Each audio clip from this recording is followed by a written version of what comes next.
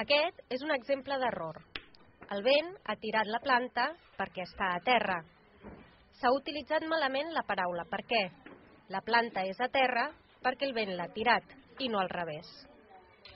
Només un 56% dels alumnes de 10 anys són capaços d'escriure un text ben organitzat i coherent en català, i un 61% en castellà. Si tenim en compte els aspectes lingüístics i ortogràfics, només un 53% escriu bé en català i un 56% en castellà. Tota la cultura audiovisual va en contra de lo que tradicionalment entenem com la cultura de lectoescriptura tradicional. I això no ve estimulat per l'entorn, ni ve estimulat per les motivacions dels alumnes i tampoc ve estimulat per les famílies. Des dels centres educatius sovint reconeixen que durant un temps es va valorar molt que els nens fossin feliços a l'escola.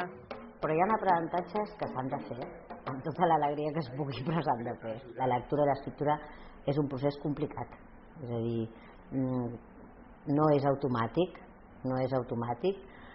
cal vigilar-lo pas a pas i requereix un esforç impressionant dels nostres nanos. Per això a l'Escola del Mar des de fa anys hi dediquen esforços i imaginació.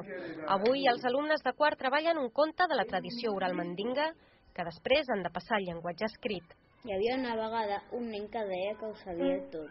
El seu pare li va dir que al cel hi vivia Déu.